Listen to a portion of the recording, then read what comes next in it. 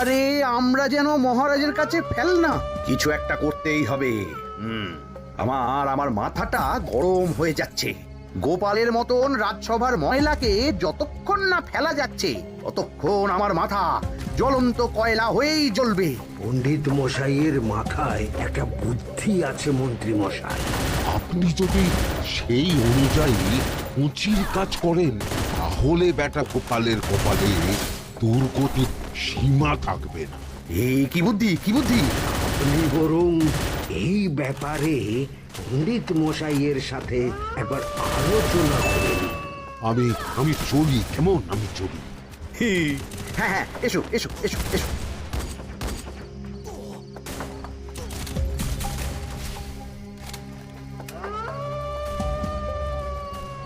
আরে ওই তো আমার বাঁ হাত ঘটা আসছে, ব্যাটাকে দিয়ে একটা কাজ করাতে হবে। এ কি মন্ত্রী মশাই, আপনি এখানে দাঁড়িয়ে কি করছেন? এই একটা গুরুত্বপূর্ণ ব্যাপারে কথা বলছিলাম। একটা কাজ করতে পারবি? কি কাজ করতে হবে বলুন মন্ত্রী মশাই। আমাকে একটু ঠান্ডা জল, পাতিলেবু আর পুদিনার পাতা দিয়ে শরবত বানিয়ে খাওয়াতে পারবি? সেসব আমার ঘরে ব্যবস্থা করাই আছে। চলুন চলুন আমার সাথে চলুন। হ্যাঁ হ্যাঁ, চল চল চল চল চল।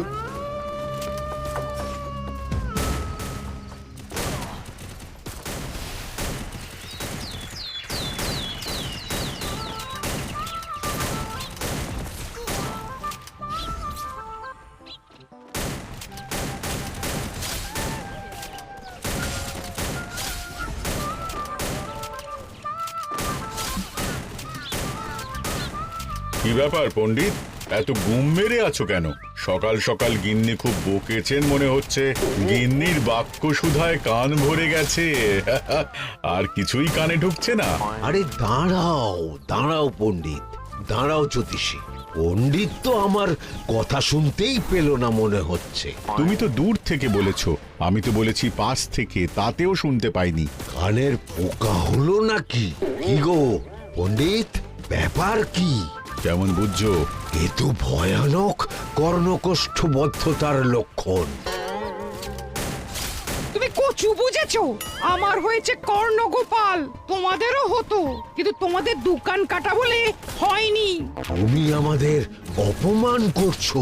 তোমাদের অপমান বোধ থাকলে কোনো শব্দই কানে ঢুকতো না, শুধু একটাই শব্দ কানে বাজতো, গোপাল গোপাল গোপাল। এবারে রাজসভায় কিভাবে হেনস্থা হতে হলো মনে নেই?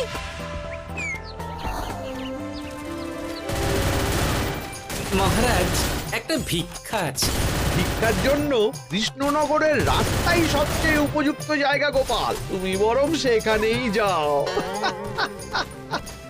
মন্ত্রী মন্ত্রী মশাই ঠিকই বলেছেন মহারাজ। যে যার নিজের জায়গা থেকে কথা বলে। কুকুর বলে ভৌ ভৌ, বেড়াল বলে মিউ মিউ, কাক বলে কা কা। মন্ত্রীর ভিক্ষার জায়গা কৃষ্ণনগরের রাস্তা, আর গোপালের ভিক্ষার জায়গা মহারাজ কৃষ্ণচন্দ্রের দুয়ার। বলো কি ভিক্ষা? বাড়িতে পুজো আছে মহারাজ, খরচা অনেক, কিছু ঋণ আবশ্যক। যদি 100 মোহর। ঋণ তোমাকে আমি দিতে পারবো না গোপাল। পুজো উপলক্ষে তোমাকে আমি 100 মোহর দিলাম। মহারাজ, আমিও ঠিক এই কথাটাই বলতে যাচ্ছিলাম। আমরাও তাহলে বাড়িতে পুজো করব। পুজোর জন্য আমাদের অনেক খরচ, তাই যদি... অবশ্যই অবশ্যই, কত ঋণের প্রয়োজন খাজাঞ্চির কাছ থেকে নিয়ে নিও, ওটা আমি মাফ করে দিলাম। মহারাজ, গোপালকে দান আর আমাদের ঋণ? হ্যাঁ, কারণ তোমরা নিজেরা খাবে, কিন্তু গোপাল অন্যদের খাওয়াবে। গোপালের মতো মানুষের সঙ্গে থাকাই হলো রাজধর্ম। কিন্তু তাছাড়াও তোমরা হলে 80 যাই বেতন পাই দলের লোক। গত 1 বছরে তোমার কোন মন্ত্রণা দেশের কাজে এসেছে? পণ্ডিত কোনো নতুন তত্ত্ব শুনিয়েছে? জ্যোতিষী কোনো অমোঘ ভবিষ্যৎবাণী করেছে? আর বৈদ্য 3 বছর ধরে আমার হাঁটুর ব্যথা সারাতে পারেনি। কিন্তু গোপাল, গোপালের ভাঁড়ে হাস্যরসের কখনো অভাব হয়নি। মনে আছে? আছে। কিন্তু করার তো কিছু নেই। আছে। কিছু ভেবেছো নাকি পণ্ডিত? তোমাদের মনে আছে মহারাজ মোহর দেওয়ার পর গোপাল সেদিন বলেছিল কি গোপাল, খুশি তো? মহারাজ আপনি আমাকে এক মুঠো ধুলো দিলেও আমি খুশি। সেই ধুলো মুঠোই আমি সোনা মুঠো করে ফেলবো। মনে নেই আবার? একটু ঝেড়ে কাশো তো দেখি পণ্ডিত, কি ভেবেছো? যা হবে দেখতেই পাবে।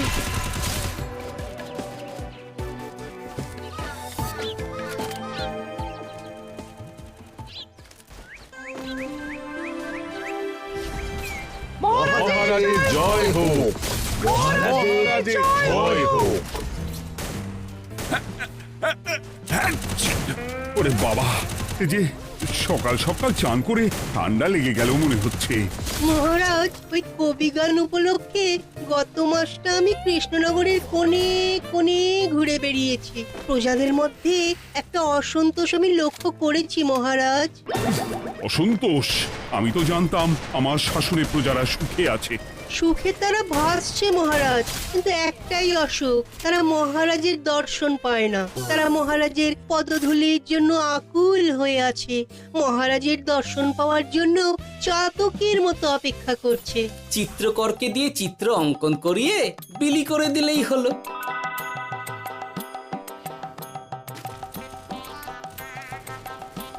খুব ধুলো হয়েছে মহারাজ, কিন্তু এত ধুলো। কালকের ঝড়ে ঢুকেছে ঝাড়ুদা।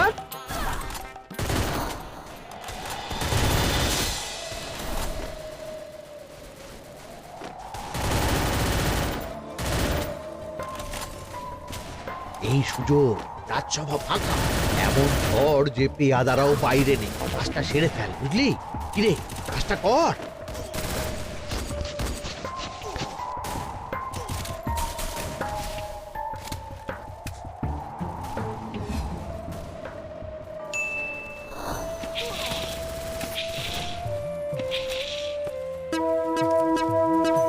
এত ধুলো!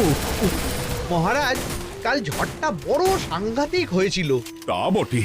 আচ্ছা গোপাল, তুমি বলেছিলে মহারাজ তোমাকে এক মুঠো ধুলো দিলেও সেটা সোনা হয়ে যাবে। এখনো সেই কথাই বলছি। মন থেকে বলেছিলে না মহারাজকে তেল দেবার জন্য? তেল দেওয়ার দায়িত্বটা তো আপনি নিজের কাঁধেই নিয়ে ফেলেছেন। আমি যা বলি সত্যি বলি। আজ যদি এই 4 ঝুড়ি ধুলো মহারাজ তোমাকে উপহার দেন, তখনও একই কথা বলবে? নিশ্চয়ই। মহারাজ, গোপালকে এই 4 ঝুড়ি ধুলো দেওয়ার হুকুম হোক। কি গোপাল, আমি তোমাকে যদি এই ধুলোর ঝুড়িগুলো দিই, তা থেকে সোনা আসবে নাকি? আসবে মহারাজ, মোহরের বস্তা আসবে। যদি না আসে, আপনি বলুন। তোমাকে কৃষ্ণনগর ছেড়ে চলে যেতে হবে। রাজি? আর যদি আমি পারি, তাহলে আপনাকে এই মন্ত্রীর চাকরি ছেড়ে দিতে হবে। কি রাজি? কি মন্ত্রী, রাজি? রাজি। গোপাল, রাজি মহারাজ। আচ্ছা, আর কেউ মন্ত্রীর পক্ষে বাজি ধরেছেন নাকি? হ্যাঁ, আমি আমি আমি আমি ও গোপাল এবার যে মরণ কুয়োতে ঝাঁপিয়েছে, সেখান থেকে আর উঠে আসতে পারবে না। ধুলো থেকে মোহরের বস্তা আসবে, এ হচ্ছে ওই গোপালের উন্মাদ রোগের শুরু। দেমাক দেমাক, মহারাজের পিঠ চাপড়ানি পেয়ে পেয়ে গোপাল ভেবেছে যে ও সব কিছু করতে পারে। এবার শুধু সেই দিনটার অপেক্ষা, যেদিন গোপালকে উল্টো গাধায় চড়িয়ে কৃষ্ণনগর থেকে বার করে দেব। এতটা নিশ্চিন্ত হবেন না মন্ত্রীমশাই। গোপাল কিন্তু হালকা কথা ছুঁড়ে দেওয়ার লোক নয়। কি বলতে চাইছো পণ্ডিত? ওই 4 ঝুড়ি ধুলো থেকে মোহরের বস্তা আসবে? না, তা বলছি না, অন্য জায়গা থেকেও তো মোহরের বস্তা আসতে পারে। তার সঙ্গে ধুলো মিলিয়ে দিলেই কেল্লা ফতে। গোপালের নিশ্চয়ই কোনো পরিকল্পনা আছে। গোপালের সব পরিকল্পনার গোড়া মেরে রেখে দিয়েছি পণ্ডিত। ঘটা আছে গোপালের পিছনে, আর ঘটা আছে গোপালের বাড়ির পাহারা। লুকিয়ে কিচ্ছু করতে পারবে না। আরে ওই তো বটা আসছে। বেল্লিক, উল্লু, তোকে আমি জল বিছুটি দেওয়াবো। গোপালকে ছেড়ে চলে এসেছিস কেন? ছেড়ে আসবো কেন মন্ত্রী মশাই? গোপাল তোর বাড়ির সামনে ছেড়ে এসেছি। ওখানে তো ঘটা আছে। বড্ড ঘুরিয়েছে বেটা। কোথায় কোথায় গিয়েছিল গোপাল? 4 ঝুড়ি ধুলো নিয়ে বেটা বাড়ির উল্টো দিকে হাঁটা দিল। চললাম পিছু পিছু। যাচ্ছিল কোন দিকে? নদীর দিকে। কিন্তু গোপাল দাঁড়ালো যদুর বাড়ির সামনে। এই যদু হলো সেই লোক যে লোকজনের বাড়িঘর কেনা বেচা করে আর লোক ঠকায়। আগে রাজধানীতে থাকতো। বেটা রাজধানী থেকে এই কৃষ্ণনগরে পালিয়ে এসেছে, এখানেও লোক ঠকাচ্ছে, কিন্তু বেটা এত চালাক যে কিছুতেই ধরা যাচ্ছে না।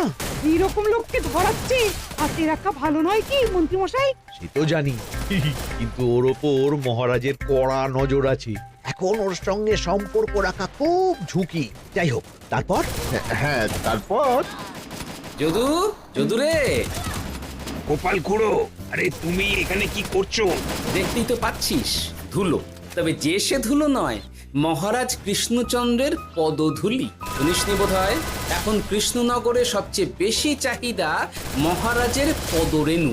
আচ্ছা, মহারাজের পদরেণু নিয়ে যাচ্ছ কোথায়? এই ছোট ছোট পুলিন্দায় ভরে কৃষ্ণনগরের প্রত্যন্ত জায়গায় যেখানে প্রজারা মহারাজের সাক্ষাৎ পায় না সেখানে বিক্রি করবে। তোমার কি মাথা খারাপ? পায়ের ধুলো বিক্রি হবে?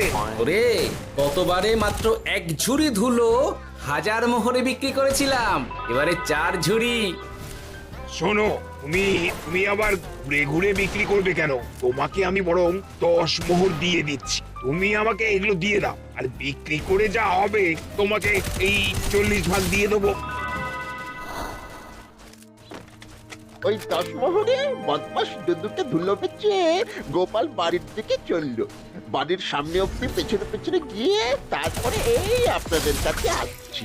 বলিস কি রে, ধুলো বেচে 10 মোহর? ও মন্ত্রী মশাই, গোপাল তো একেবারে নাড়ি ধরে টান মেরেছে। গেল রাজসভায় এমন সুখের চাকরিটি গেল, এবার আবার রাস্তার ধারে গিয়েই বসতে হবে।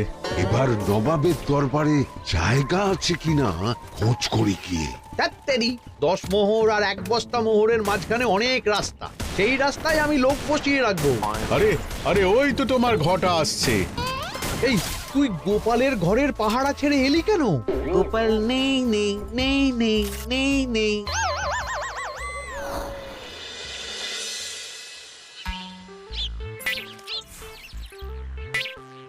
আরে, ভয় পেলি নাকি? না না না না না, ভয় পাবো কেন? শোন, তোকে পেয়ে আমার খুব ভালো হলো বুঝলি। তোকে আমার একটা কাজ করতে হবে। বলো বলো। আসলে বুঝলি, আমার না গিন্নিকে নিয়ে তার বাপের বাড়ি যাওয়ার কথা ছিল, কিন্তু হঠাৎ বিশেষ কাজে আমাকে খামবাজে চলে যেতে হচ্ছে। এখন আমি গিয়ে গিন্নিকে বললে বুঝতেই পারছিস কুরুক্ষেত্র হয়ে যাবে একেবারে। তাই আমি কাউকে খুঁজছিলাম যে আমার বাইরে যাওয়ার খবরটা আমার গিন্নিকে গিয়ে দেবে। তুই পারবি বাবা ঘটা? ওরে বাবা, আরে আরে আরে, ভয় পাস না, তোকে গিয়ে মুখে কিছু বলতে হবে না। এই নে, এই চিঠিটা আমার বউকে দিবি।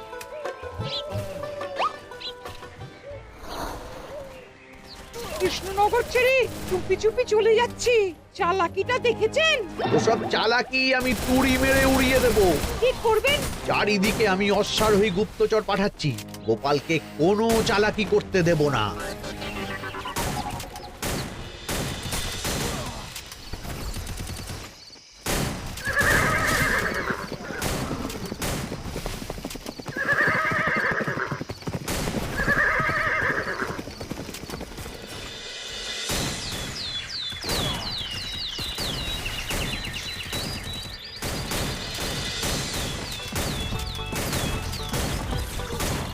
অং বং পিং পং। হ্যাঁ, ওরে বাপ রে, এ আবার কি বলে? মানে বুঝিতে পারিলে না? অং বং পিং পং অর্থাৎ আইসো আমার নিকট বিদেশি জাদু শরবত আছে, ইহাতে তৃষ্ণা নিবারিত হয়, শক্তি বৃদ্ধি হয়, ঘুম ভালো হয়, সম্পর্কের উন্নতি হয়, জামা কাপড় ফর্সা হয়, তু শব্দ না করে সকাল সকাল কষ্ট পরিষ্কার হয়, মূল্য মাত্র 1 মোহর। বোঝো, ওইটুকু অং বঙ্গের মধ্যে এত কিছু? ঠিক আছে, তা দাও দেখি, আপাতত টেস্টটা তো মিটু, বাকিগুলো পরে বোঝা যাবে।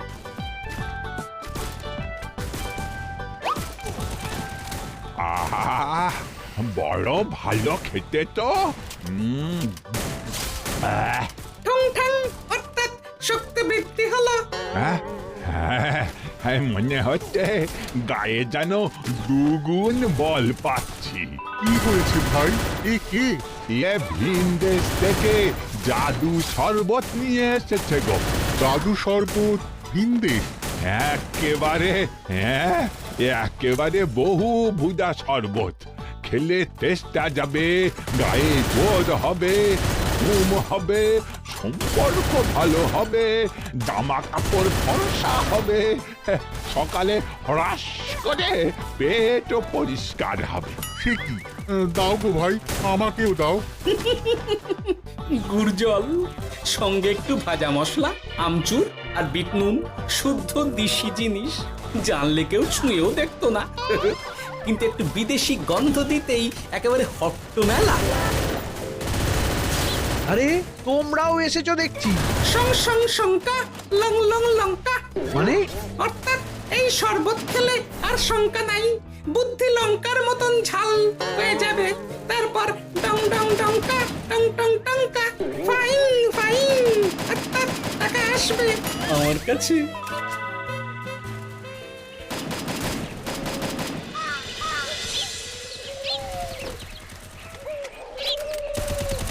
ঝপ ঝপ ঝপাং, ভট ভট ফটাং। অর্থাৎ উহাকে দৌড়িয়েছো কেন? বেটা জোচ্চোর অনেককে ঠকিয়েছে। অনেক দিন থেকে তককে তককে ছিলাম। এবার এই ধুলো নিয়ে মহারাজের পায়ের ধুলো বলে বিক্রি করছিল। একটা বেনামি চিঠিতে খবর পেয়ে বেটাকে ধরেছি। ব্যাং ব্যাং বিগ ব্যাং, অর্থাৎ পাহ পাহ পাহ পাহ। বেনামি চিঠিটা আমি দিয়েছিলাম বাবু।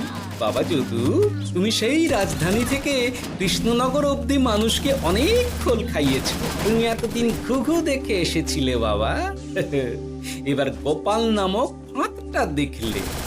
কতবার বলবো, এইসব ধুলো আমি গোপালের কাছ থেকে কিনেছি। যা বলার ওই বিচারের সময় মহারাজকে বলবি। চল চল চল চল চল।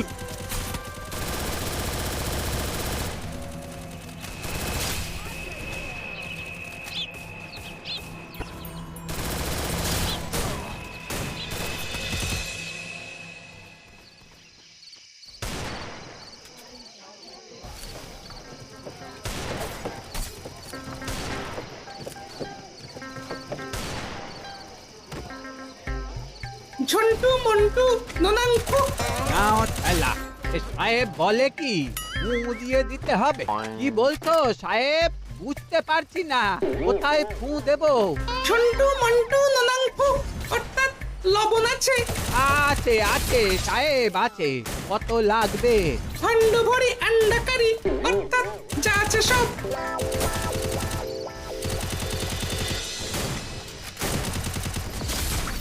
ব্যাস, মোটামুটি আশেপাশে সব দোকানের নুন এখন আমার জিম্মায়।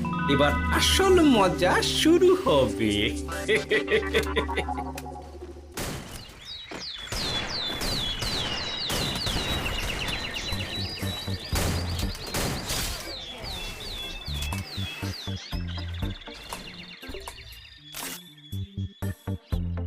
নুন আছে? না হুজুর, গোটা কৃষ্ণনগরেই নুন নেই। ওই দেখো, পুরো রাজসভাই বাজারে জড়ো হয়েছে। শান্তামনা, শান্টু মন্টু। এ আবার কি বলছে রে বাবা? শান্তামনা, শান্টু মন্টু, অর্থাৎ জনগণ শ্রবণ করুন। নান্টু কান্টু, নুন কিনিবেন আন্টু আন্টু। আসুন আসুন। আমার আমার এক সের নুন লাগবে। শান্টু, অবশ্যই 100 লবণ 10 মোহর। এক সের 10 মোহর? 10 মোহর লইবেন না লইবেন না? না, নেব না। উত্তম উত্তম, গান্ডা পিণ্ডে ঢিসুম ঢিসুম। অর্থাৎ তাহা হইলে নুনের বদলে গৃহিণীর প্রহার ভক্ষণ করুন। আমাকে একটা নুন দিন। আমাকেও আমাকেও। নুন ছাড়া বাড়ি ফিরলে গিন্নি ঘর ছাড়া করবে আমাকে। শুনলাম কৃষ্ণনগর থেকে নুন উধাও। আছে মহারাজ, আছে। কৃষ্ণনগরের সব লবণ আমার নিকটে আছে। 110 মোহর। এত দাম? দাম তো হবেই মহারাজ। লবণ ছাড়া রান্না কেমন হবে ভাবিয়া দেখুন। ঠিকই বলেছ, রাজপাকশালেও তো রান্না বসেনি। 100 সেরের মতন রাজপ্রাসাদে পাঠিয়ে দাও। 1000 মোহর দিয়ে দাও।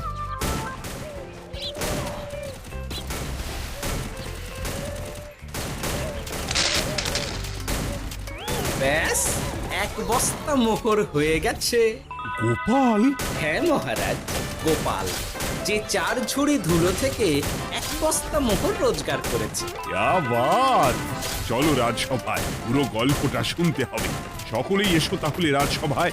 কিন্তু মহারাজ, যারা বাজি হারলো তাদের তো চাকরি গেছে, তো তারা রাজসভায় যাবে কি করে? ঠিক ঠিক ঠিক বলেছ।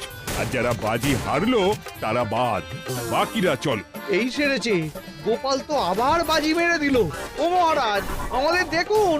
ও মহারাজ, আমাদের দেখুন। ও মহারাজ। হ্যাঁ